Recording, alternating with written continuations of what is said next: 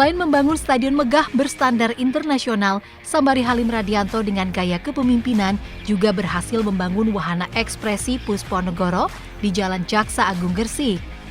Gedung Wahana Ekspresi Pusponegoro ini dibangun pada sebuah lahan yang di bawahnya dijadikan sebagai bozem, tempat untuk menampung air di saat kota Gresik diguyur hujan deras. Sementara di atasnya berdiri gedung Wahana Ekspresi Pusponegoro. Tempat tersebut sangat bermanfaat bagi warga Gresik. Di gedung ini sering dijadikan tempat ajang pameran dan seni yang digelar oleh pelajar, mahasiswa, maupun masyarakat umum. Bahkan gedung tersebut pernah dijadikan lokasi voli kejuaraan internasional. Nama Wahana Ekspresi Pusponegoro dipilih oleh Sambari Halim Radianto untuk mengenang nama Bupati Gresik yang pertama.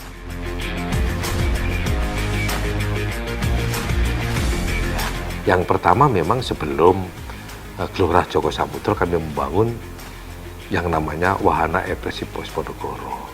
Itu memanfaatkan lahan di kota yang betul-betul tidak bermanfaat dan menciptakan suasana yang tidak bagus, yaitu masalah bozem di tengah kota, terbuka. Ya, bozem itu kita atur bagaimana fungsinya tidak berkurang, banjir tetap terkendali, tetapi bisa dimanfaatkan untuk pembangunan. Nah, di atasnya kita bangun, bozem tetap bisa bermanfaat, berfungsi, dan kondisinya semakin bagus, suasananya baik, dinikmati rakyat juga baik dan tidak berbau. Itu yang kita bangun.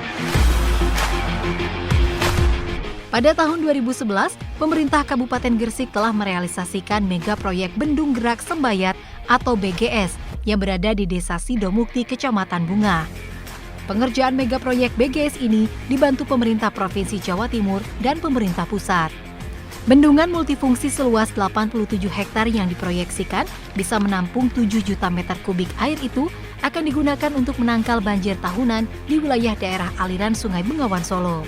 Tapi kalau berbicara tentang bendung gerak, ya, waduk, kami juga membangun, Mas, untuk di Kecamatan Panceng yang bantuan hibah dari Polowijo, 50 hektar tanah di atas bukit itu juga kita manfaatkan untuk lumbung untuk menyimpan air. Airnya ditarik dari Bengawan Solo dengan pipa, kerjasama dengan pihak Jakarta juga. Kami menyiapkan masalah lahannya, biayanya juga dari anggaran APBN, itu kita tampung dengan sejumlah yang begitu besar juga, tetapi masih besar Bendung Gerak Sembayat. Nah, air di situ, di atas bukit itu, kita tarik untuk kepentingan pertanian, untuk kepentingan masyarakat, untuk air bersih, dan untuk kepentingan industri.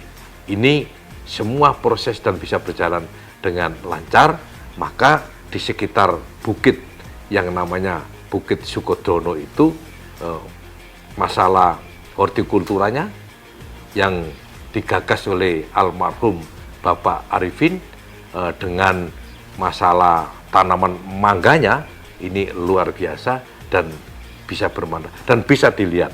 Nah, di situ juga yang namanya ada masalah Taman Teknologi Pertanian miliknya Kabupaten Gresik. Berbagai macam usaha ada di Taman Teknologi Pertanian itu. Ada peternakan, ada pertanian, dan ada hasil-hasil untuk UKM dan sebagainya ada di Gresik.